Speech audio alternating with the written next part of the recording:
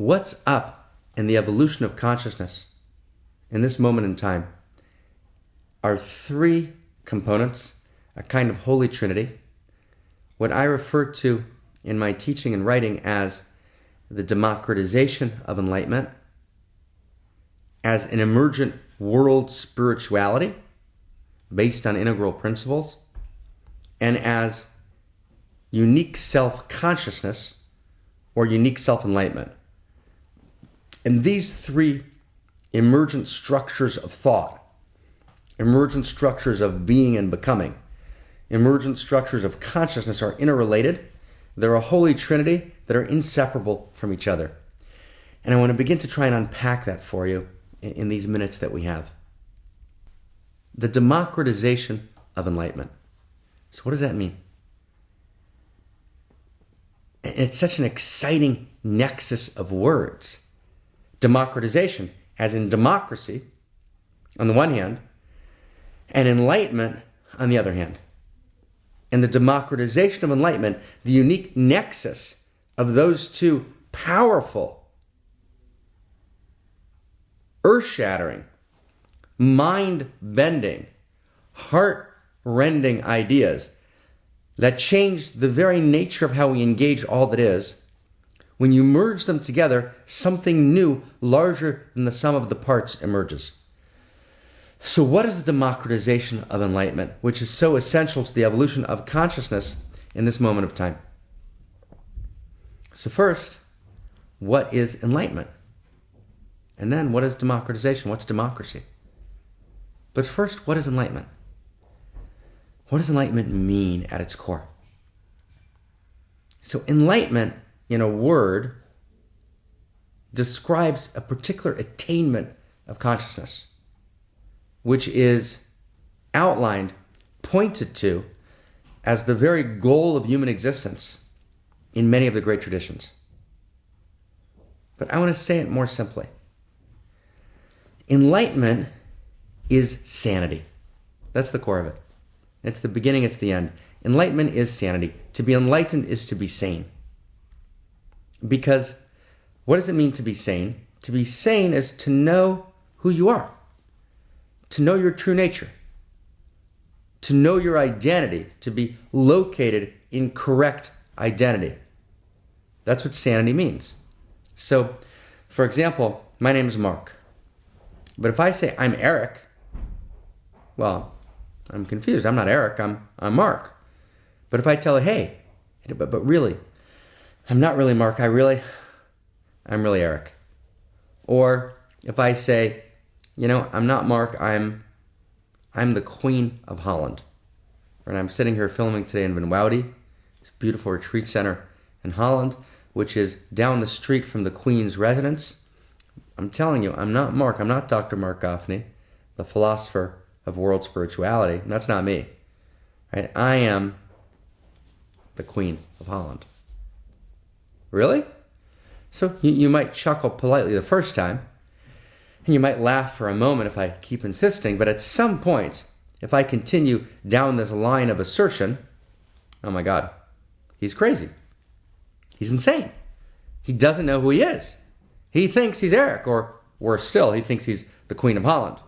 So insanity means mistaken identity. I don't actually understand who I am. I misidentify. Now, here it is. The gap between my being Mark and my being Eric, or even the Queen of Holland, is infinitesimally small relative to the gap or the difference between my unenlightened consciousness, my unenlightened view of myself, and my enlightened self, my understanding of who I truly am.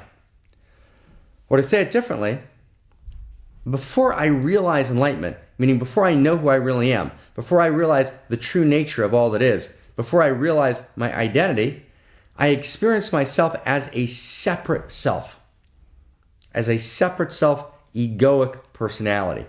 And I experience that as the sum total of my identity. Who am I? I am a skin-encapsulated ego who is a separate self. I'm a discrete unit, and I may choose relationship to other units, but that's a choice. But what I am in my core is a separate monad, a separate discrete unit, separate self. That, dear friends, right, is a case of mistaken identity.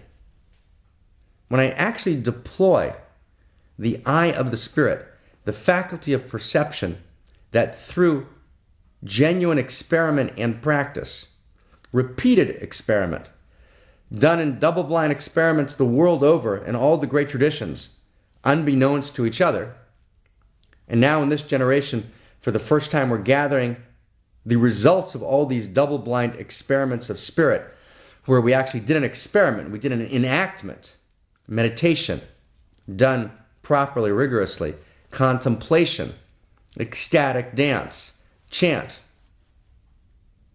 certain forms of mystical study.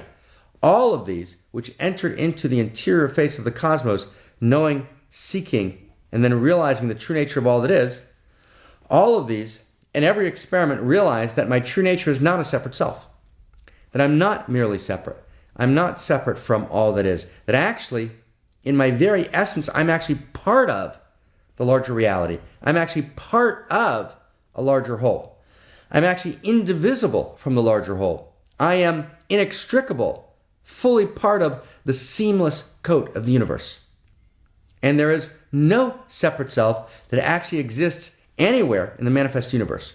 That I am, and physics today, right, validates this intuition from its own perspective, right, or at least it points towards, more accurately. I wouldn't say it validates, it points towards this intuition when I begin to realize that at the quantum level of reality, beneath the surface appearance, and at the virtual, what physicists call the virtual level of reality beneath the quantum level, it's all one. It's all one seamless expression. It's all one universe, right? It's one integrated whole expression, grand gesture of the one.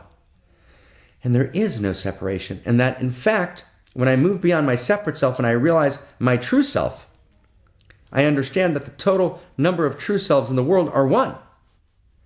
And that I am actually part of this larger one, and therefore I can access all of the love and all of the goodness and all of the power and all of the potency and all of the insight, right, that lives in the interior face of all that is. It all courses through me. It's available to me. And ultimately, there's no separation between you and me. We're both part of this larger whole. So for me to hurt you is to hurt myself. And that realization that actually, right, we're part of the same one arouses my love for you and my compassion for you. Right? I look deeply into your eyes, and it's divine looking at divine, God looking at God, true self gazing upon true self. And we begin to understand the organismic nature, right, of reality, the interdependence that we have on each other, the inextricable enmeshment that we have as part of this larger one. We understand that if you drill a hole in the boat, we all drown. Because there is no place of the separate self where the separate self acts independently. Right? The separate self is interdependent with the all, and therefore receives nourishment from the all, and participates in the eternity of the all. And that arouses enormous compassion, an enormous sense of responsibility, a sacred activism, a sense of mutuality, and shared destiny that changes everything. Right? That is the experience that literally blows your mind, meaning it blows the mind of the small self. It moves us beyond the limited identity of the false self as we access true self, right? The true nature of all that is, right? That is the experience of enlightenment. That is the first person experience validated through practice of the interior subjective space of the I.